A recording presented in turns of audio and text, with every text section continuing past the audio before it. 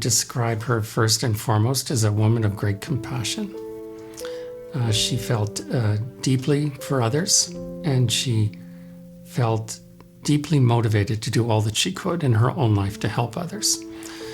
And she was also a woman of action and results.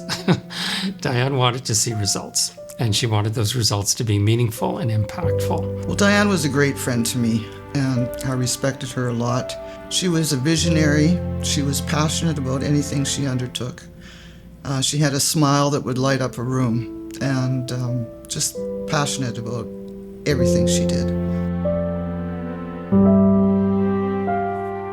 So that's what that's about. Shortly after we were married, they moved in next door to us. And shortly afterwards, I had twin boys. And they became family to us. We had no family here, and Dianne stepped in. I just still remember that very first day she came in for her interview, 41 years ago. She came in this gold and yellow embroidered coat. It was like it was from an Afghani bazaar or something. It's very Dianne. And she was just so quietly dignified and just so impressive. I think the idea of looking after others was very much a part of Dianne's early years. And that just became such a huge, huge part of her life on a much bigger scale. And the idea is, if you can give, why wouldn't you? If you can help, why wouldn't you? In my discussions, especially with Dianne, her focus always was on building a better civil society for everybody. Her belief that arts, culture, humanities, and Irv was very much part of this is an essential part of a strong and vibrant civil society that includes everybody, regardless of socioeconomic status. Well, I think Dianne always wanted to see translational research, which at the end of the day would benefit the patient and patient outcomes. It's a simple answer, but I think that's what motivated her. Because of her experience with severe lymphedema and the feeling of being isolated and not having information and very few treatment options available, they only treat the symptoms of the disease, not the root causes, and very little research out there on this. She felt passionate that there needed to be improvement in this area to help people, because if she couldn't find information, what is somebody with less resources going to do if they have this disease?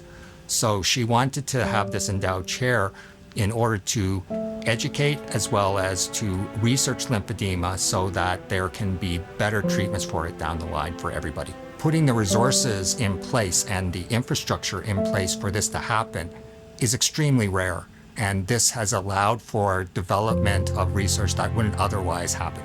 So the three pillars together in this health institute will truly have an impact on Albertans as well as globally. We'll be able to utilize data that we have in Alberta to predict outcomes, to understand things like length of stay, to utilize artificial intelligence for techniques such as portable ultrasounds, for example. Dianne had the vision, and Irv was there to say, what's the business plan? What are the metrics? What are the deliverables? And after every meeting, they would send us away to continue to work on this and to build it out even further. And pretty much after every meeting, Dianne would walk me to the elevator and say, don't worry, Brenda, we're going to get this done. And so I think if she were here today, that's what she'd say. See, Brenda, we got this done. Dianne was truly a light, not only for Irv and her family, but for the university and for the broader community. And she's really simply irreplaceable. There's no one who can replace Dianne Kipnes. But we can remember her and honor her and celebrate her tremendous legacy, that it will go on giving to the university, to the broader Edmonton community, to the arts, to culture, to healthcare research, all of the ways in which Dianne and Irv had made such an impact. But blessings are meant to be shared. Yeah. They very much lived by that. Yeah. If you've got something you can give it. If it can help somebody else, help somebody else. When I was in office, I would go to them for advice. They were very generous with their time.